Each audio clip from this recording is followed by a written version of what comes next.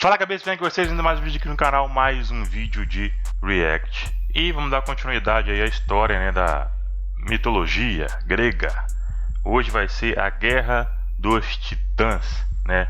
Eu acho que é meio que uma continuação do primeiro episódio, né, da playlist do Mitologia que eu reagi aí, que é a origem dos deuses gregos. Vou deixar aí nos cards para quem não viu.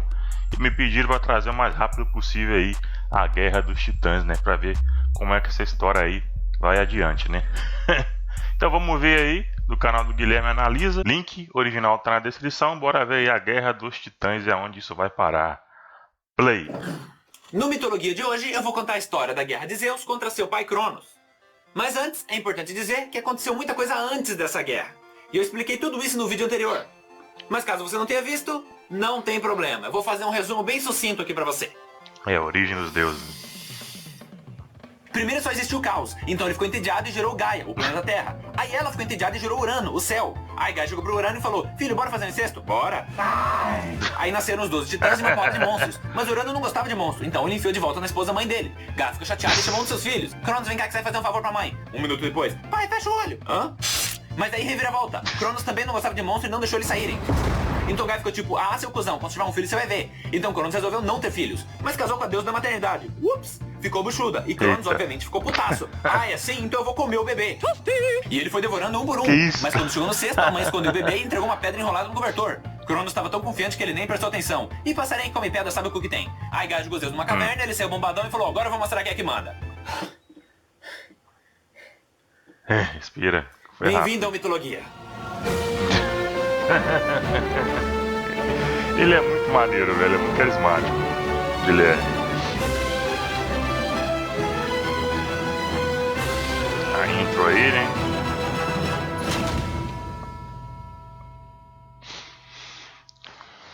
Mitologia. A última vez que a gente viu Zeus, ele estava na sua ilha planejando como ele iria derrotar o pai dele. Mas o que ele não esperava é que logo após uma sessão de 3.000 abdominais para manter esse corpinho sarado, apareceu uma mulher desconhecida olhando para ele. E ele ficou desesperado, tipo, fudeu, descobriram meu esconderijo. Mas logo em seguida, ela se aproximou e se apresentou. Metis, a deusa da saúde e da prudência. Ela é filha dos titãs Oceano e Tétis, e fora isso ela também explicou que nem todos os titãs são a favor de Cronos. Alguns, como os pais dela e Temis, perceberam as injustiças de Cronos. Até porque Temis é a deusa da justiça, então mais do que ninguém ela tinha que perceber. Só que eles não se rebelaram porque eles tinham medo de Cronos. Fora que só porque eles não gostam do Cronos não significa que eles vão gostar de Zeus. Então, eles simplesmente toleravam passivamente o rei dos titãs. Mas Metis era diferente. Ela não suportava Cronos e estava disposta a fazer qualquer coisa para tirar ele do poder.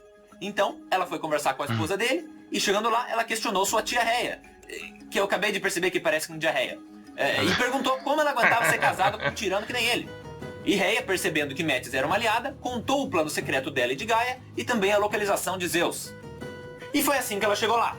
Então Metis disse que queria ajudar e perguntou qual era o plano de Zeus. E até então, o plano dele era basicamente malhar até o bíceps dele ficar do tamanho de uma Kombi e afundar a cara do pai dele.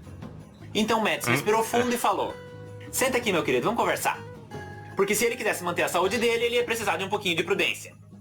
Com isso, Metis se tornou a conselheira de Zeus. E juntos, eles foram criando um plano para derrotar o Cronos. Mas conforme os dias foram passando, sentimentos inesperados começaram a surgir. E logo a relação deles deixou de ser apenas profissional. Eles realmente se apaixonaram. Foi tipo um Lagoa Azul mitológico. Mas seguindo a história. Depois de bolar um plano, estava na hora de botar ele em prática. Então a primeira coisa que Zeus precisava fazer era conseguir aliados. Porque não importa o quão forte ele fosse, ele não ia conseguir ganhar essa guerra sozinho. E ele estava numa situação bem complicada para conseguir aliados. Porque os irmãos dele estavam presos e todos os outros deuses ou estavam do lado de Cronos ou não queriam se envolver. Mas nem só de deuses se faz a mitologia grega. Porque Zeus e sua amada lembraram que tem uma galerinha esquecida que odeia o rei dos titãs tanto quanto eles. Os Ciclopes e os Hecatônqueros. Mas tio Gui, os monstros estão presos dentro de Gaia. Eu sei, meu querido Bailey, com sua barba precoce. E é por isso que a primeira parte do plano é libertar os irmãos exilados de Cronos. Então, na calada da noite, Zeus entrou furtivamente dentro de Gaia. E com isso, ele chegou até o portão do submundo. Mas antes que ele pudesse abrir... Aí ele se virou e viu Campi, uma criatura metade dragão, metade mulher, encarregada por Cronos de proteger a entrada do submundo. E aí só tinha uma coisa que Zeus podia fazer.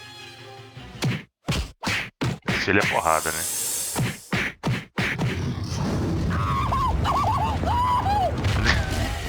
É o pau cantando.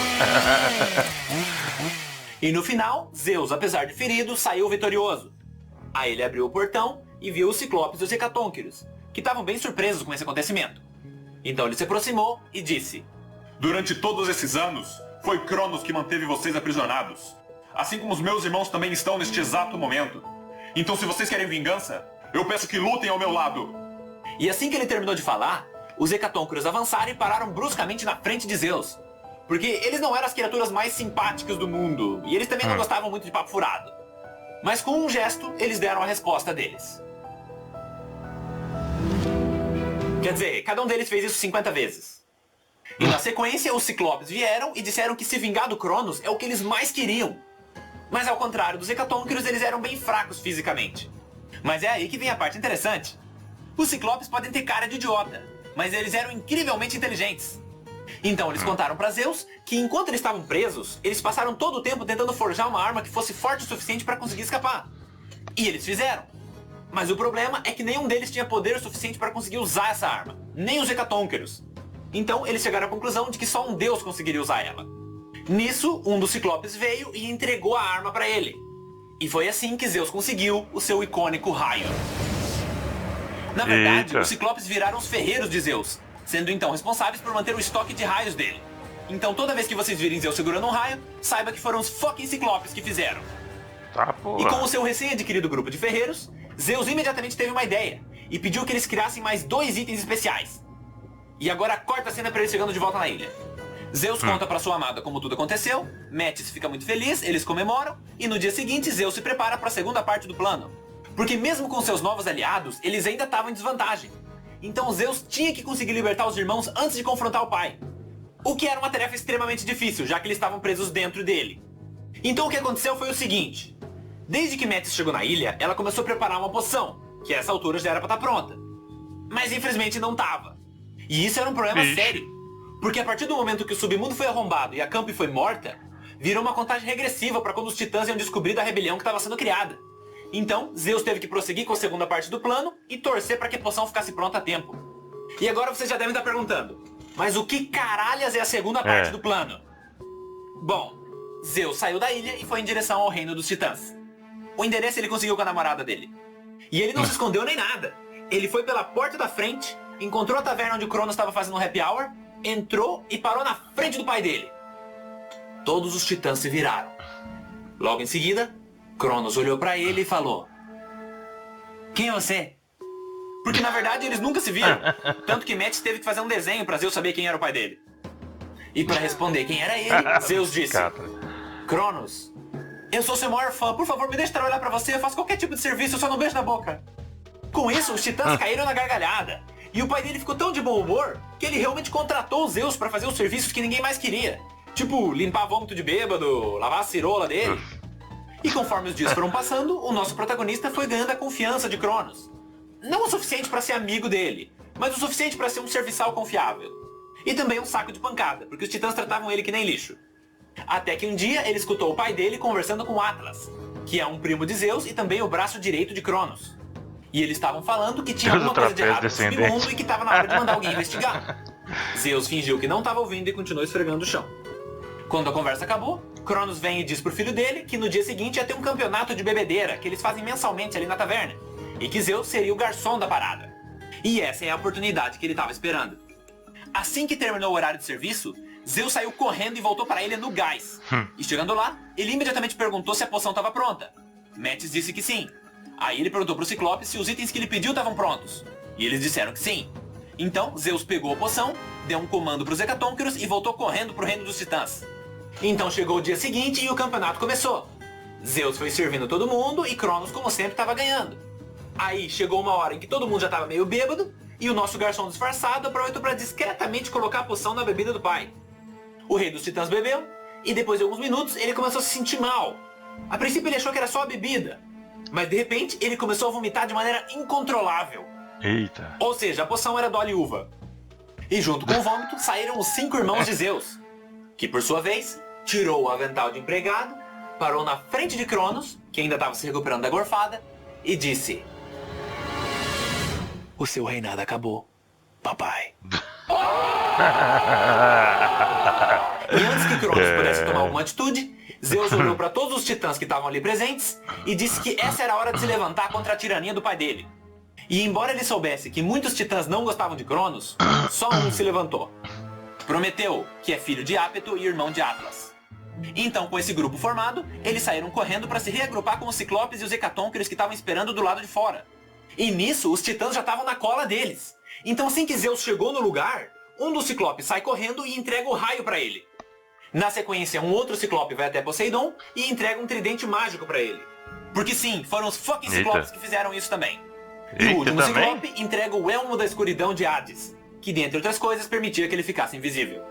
E com isso começou a Titanomaquia, também conhecida como a Guerra dos Titãs. Aí o pau cantou.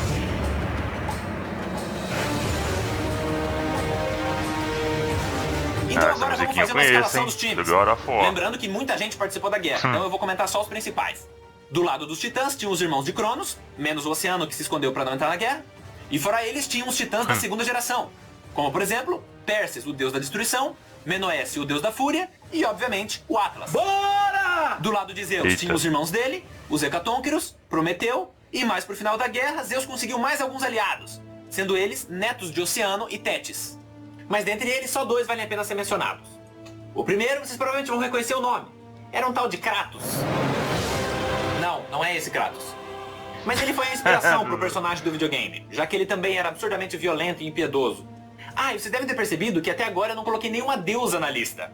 E o motivo é que muito pouco é falado sobre a participação delas na guerra. Algumas versões dizem que elas nem participaram. Mas tem uma que tem que ser mencionada. Uma das irmãs de Kratos, que não é o do videogame, era Nike, a deusa da vitória. E sim, a marca do tênis veio por causa dela. E essa mina era porradeira. Tá vendo? Não sabia. Sabe do que eu tô falando. Na verdade, deve ser bem desanimador você ir contra a deusa da vitória. Mas agora falando da guerra em si. De um lado, os Hecatônqueros arremessavam rochas. Do outro, Perses atirava bombas de lava. Hades, em determinado momento, usando sua invisibilidade, conseguiu se infiltrar na base Titã e destruir parte do arsenal e equipamento deles. Eu não sei exatamente o que ele destruiu, mas deve ter sido alguma coisa importante, tipo o roteador Wi-Fi deles. Em compensação, Atlas não precisava de equipamento, porque ele era o tanque da parada. Ninguém conseguia derrubar o cara. Mas Zeus também mostrou que veio. Nenhum Titã conseguia se aproximar dele. E uma coisa legal que ele fez foi na hora de enfrentar o Titã da Fúria. Ele subiu na carruagem voadora de Nike e enquanto ela foi pilotando, ele foi dando headshot na galera. Aí quando ele chegou perto do Menoécio, ele tacou um raio tão forte que o Titã afundou e foi direto pro submundo, sem baldeação. E essa guerra continuou por 10 anos. Sendo que no final, a batalha decisiva ficou entre Zeus e Hades contra Cronos e Atlas. E ao invés de contar como é que foi, essa vocês vão poder assistir. Bloodlust and power raged within Zeus. His desire to rule over mortals was intolerable to us. Isso é do God of War, né, do jogo, né? Tô lembrado. The war between the Titans and the Olympians forged the landscape of the mortal world. It was a war that we knew the Titans must win. É do jogo do God of War. Olha o deus do trapézio descendente. It would lead an end to the golden age of the Titan rule. Deus do trapézio Peace and prosperity for mankind would be no more.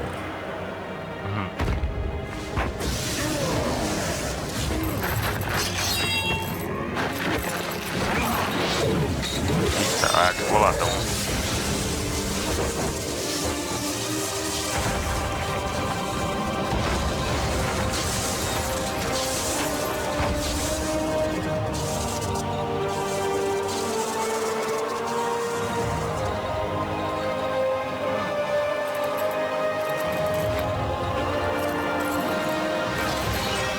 Tirou a alma.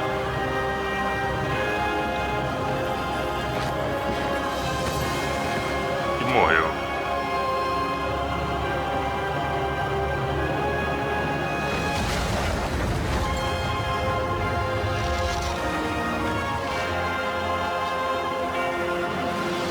Voltou e pra com os jaula. dois titãs mais fortes derrotados, não demorou muito para que os outros também caíssem.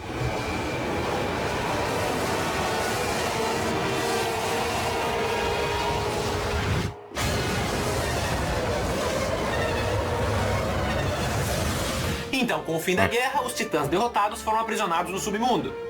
Com exceção de Atlas, que por ser o braço direito de Cronos, recebeu um castigo diferente. Ele foi obrigado a carregar o mundo nas costas. E é por isso que os Atlas têm esse nome. Já Cronos foi acorrentado na parte mais sombria e terrível do submundo. Essa cena até aparece na vinheta. E os Hecatonchires gostaram tanto disso, que eles viraram os agentes penitenciários do submundo, para garantir que ele nunca mais ia sair. Depois disso, Zeus e seus irmãos montaram seu novo lar no topo do Monte Olimpo, que é a montanha mais alta da Grécia. E por último, a única coisa que faltava era decidir quem ia ficar com cada um dos 3 principais reinos. O céu, o mar e o submundo. Então os irmãos resolveram fazer um sorteio. Zeus pegou um pote e colocou 3 pedras preciosas dentro, uma de cada cor, representando os 3 reinos. Lembrando que o céu era o lugar mais prestigiado, enquanto o submundo era o pior. Porque o deus do submundo inevitavelmente vai ser odiado pela humanidade. Ele é visto como um demônio que quer tirar os seus entes queridos de você. Sendo que na realidade, ele é só o cara que administra a República dos Mortos e garante que os prisioneiros que nem Cronos não fujam. E é válido mencionar que o submundo é um lugar bem desagradável, então nenhum deus quer morar lá. Então Zeus, tendo sido o líder da rebelião, se deu ao luxo de pegar primeiro. Mas o que ele tinha de carismático, ele não tinha de humilde. Ele não ia aceitar nada que não fosse o céu. E pra garantir isso, ele deu uma espiadinha antes de pegar. Aí Poseidon tirou a sua. E como ele não queria o submundo, ele espiou também. E por último tinha sobrado só uma pedra. Então, cada um mostrou que tinha pego. E quando o Hades viu o resultado e a falta de surpresa dos irmãos, ele soube que eles tinham trapaceado. Mas ele não tinha como provar. Então, sendo o cara responsável que ele era, ele assumiu o cargo do submundo. E existem outras versões que dizem que Zeus não trapaceou. Mas levando em consideração que ele é a personificação do ego inflado, somado ao fato de que ele pegou primeiro, eu continuo achando que foi trapaça. De qualquer maneira, depois disso o Hades foi pro submundo e a relação deles ficou bem conturbada, dando início a outras histórias que um dia talvez eu conte. Mas a de hoje, infelizmente, acabou. Fui! E aí pessoal, espero que vocês tenham gostado do Mitologia de hoje. E já que muito bom, velho, muito bom. A parte da luta dos titãs aí, eu tenho quase certeza que é do jogo God of War, né? Muito da hora mesmo. E se vocês quiserem que eu continue, acho que a próxima aí é a deusa da sabedoria, né?